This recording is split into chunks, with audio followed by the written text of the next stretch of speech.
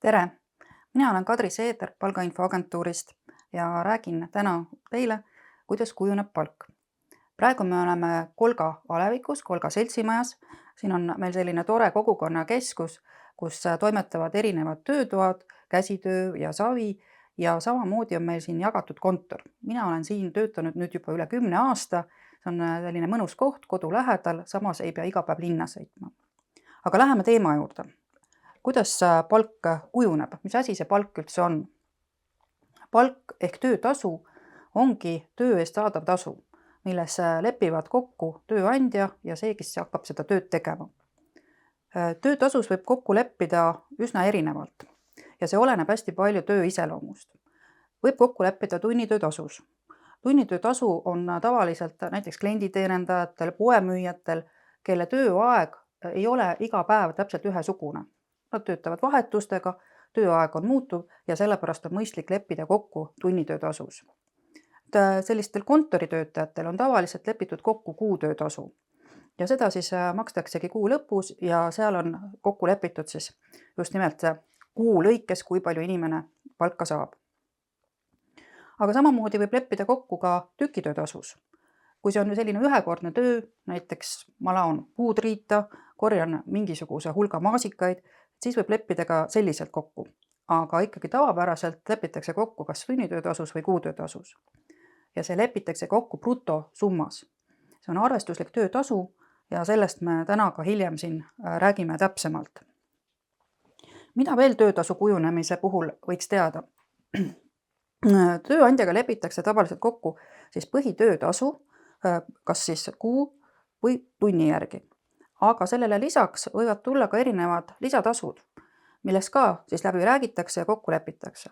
On need näiteks tulemuse eest, eesmärgi saavutamise eest või tuleb täita mingisuguseid lisaülesandeid, siis võib maksta tööandjaga lisatasu. Ja kogu töötasu ongi siis põhitöötasu ja erinevad lisatöötasud. Näide siin ka on mul toodud, et kui te olete kokku leppinud tunnitasus, näiteks 6 eurot brutos, siis teie töötasu, kui te töötate näiteks 50 tundi, on 300 eurot. Nüüd oletame, et teil tuli teha ka seal lisaülesandeid ja teile makstakse 20 eurot veel lisaks. Siis kogu teie brutotöötasu on 320 eurot. Või teine näide, kui te olete kokku leppinud kuutöötasus 1000 eurot ja teile makstakse lisaülesannete eest 100 eurot, siis kogu töötasu kujunebki sellest summast ehk siis 1100 eurot. Ja see on siis jällegi brutotöötasu. Töötasu kokkuleppimisel võiks teada ka veel seda, et paljudes riikides on kehtestatud alampalk ehk siis töötasu alammäär. Ja see on siis selline töötasu suurus, millest madalamat töötasu ei tohi töötajale maksta. Eestis on see riiklikult kehtestatud, sellest lepivad kokku ametiühingud ja tööandjad ja näiteks nüüd 2025. aastal on tunnitasu alammäär 5 eurot ja 31 senti. Et sellest madalamat töötasu siis maksta ei tohiks. Kui nüüd inimene töötab täistööajaga, siis on töötasu alammäär kuus 886 eurot. Aga seda alammäära muudetakse igal aastal, nii et alati tasub üle vaadata, et mis parasjagu on kehtiv määr. Ja muidugi riikide kaupa võib see väga erinev olla, on selliseid Eesti sarnaseid riike, kus see kehtestatakse riiklikult, aga on ka selliseid, kus ongi ainult ametiühingute ja tööandjate harutasandi kokkulepped ja seal on siis lepitud kokku, et näiteks tervishoiutöötajatele võib maksta sellist tasu ja alla selle ei tohi. Täistööaeg ka veel, et kui me räägime, et milline see siis on, siin võivad olla muidugi erisused ametite järgi ja ka vanuse järgi on kehtestatud piirangud, et noored ei töötaks ennast katki, aga tavapärane tööaeg on 8 tundi siis päevas ja 5 päeva nädalas. Ja alampalga osas muidugi võib ka mõnes riigis olla erisusi tõesti, et näiteks töövõime või ka siis sellega, et inimene alles õpib seda tööd. Aga Eesti puhul jah, siis tasub silmas pidada, kuidas on parasjagu alampalga määr kehtestatud. Kui me nüüd räägime sellest, et millist palka üldse võiks küsida või millist palka võiks teenida, siis võiks olla sellised baasteadmised ka palgastatistikast. Ja palgastatistikas räägitakse ka ikkagi brutopalgast Eesti puhul. Riikide võrdluses võib olla ka see, et räägitakse kogu tööjõukulust või siis ka sellest rahast, mis inimene kätte saab, et need oleks võrreldavad. Aga Eesti puhul, kui me vaatame ja otsime, et millist palka võiks küsida, siis on see keskmine brutokuupalk, kus see on siis kogu töötasude summa jagatud palgasaajate arvuga. Ja teine näitaja, mida ka avaldatakse ja mida võiks teada, on mediaanpalk, ehk siis see on see summa, millest pooled töötajad teenivad rohkem ja pooled vähem. Ja kui me siin graafikul vaatame, et kuidas siis see mediaan leitakse, siis pannaksegi need palgad suuruse järgi ritta ja see keskmine joon, kust pooled palgad on suuremad ja pooled on väiksemad, see ongi mediaan. Aga nagu te näete, siis need palganumbrid võivad olla üsna erinevad ja on väga kõrge palgasaajaid, on madalama saajaid, nii et see mediaan siis tegelikult iseloomustab seda täpselt keskmist, aga peaks vaatama võib-olla ka neid äärmusi, et see number on selles mõttes ikkagi täiesti keskmine. Kust palgainfot saada? On üks väga hea lehekülg Statistikaametil, palgarakendus on tema pealkiri ja te leiate selle siit toodult lingilt. Ja ma korraks ka näitan, et mida seal siis teha saab. Et see palgarakendus siis näeb välja selline, nagu ka slaidil oli näha. Ja siin on mul juba otsinguga leitud müüja töötasu ja saab vaadata siis ajalist mõõdet, et mis ajal, kui palju palk oli, keskmine palk ja mediaanpalk, seesama, millest me nüüd rääkisime. Et kui me vaatame keskmist palka, siis keskmine palk on 1207 eurot siin 4. kvartalis ja mediaanpalk on veidi väiksem.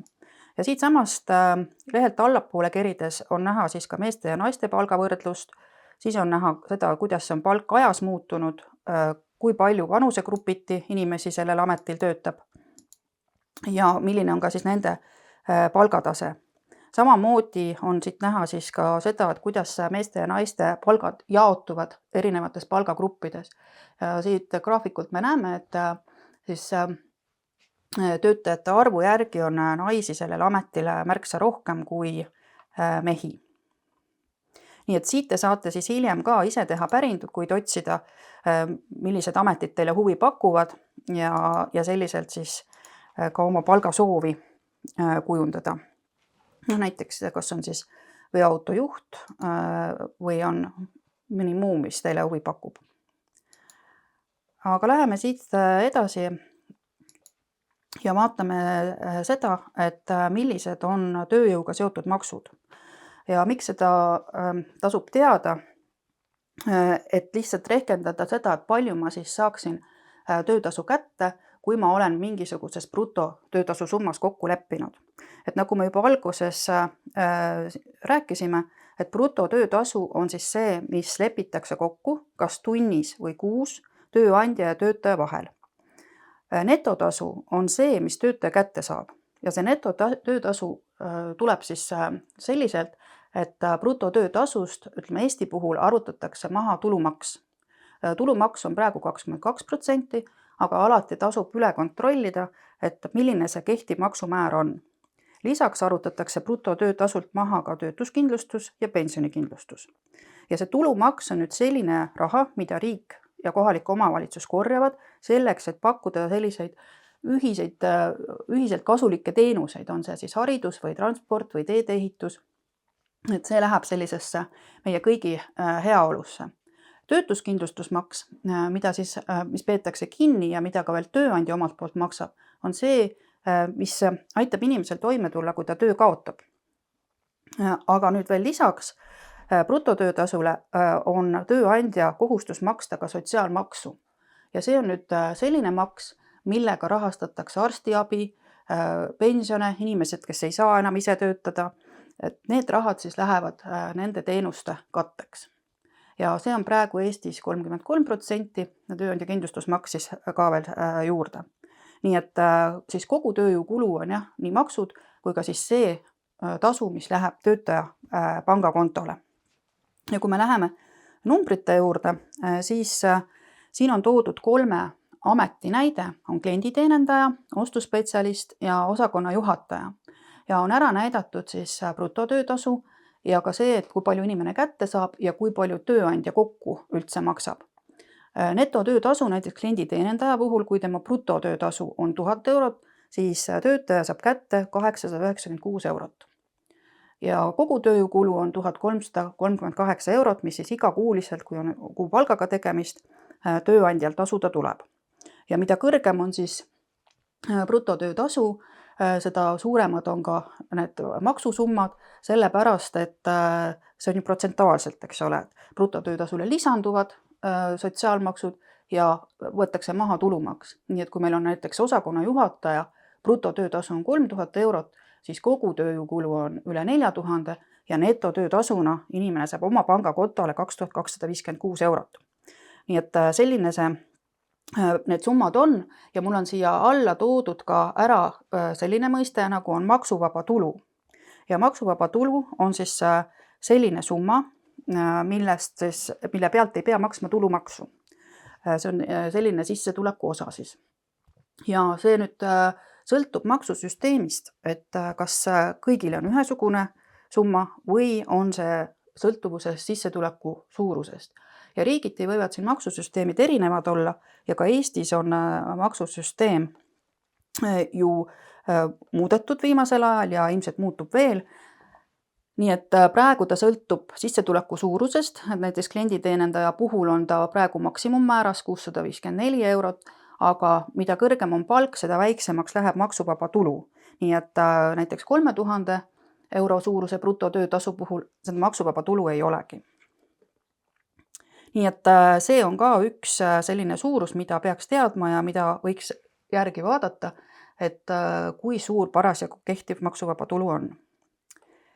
Veel üks hea lehekülg, kus saab siis arutada seda, et kui palju ma raha kätte saan, kui suur on kogukulu ja siin on kõik need juba maksumääradega arvutatud, mis parasjagu kehtivad. See on siis palgakalkulaator, see link on ka siin toodud ja te saate pärast loengut ka ise mängida siin, et vaadata siis, et mis see kättesaadav raha oleks. Ma näitan seda korraks ka veebis.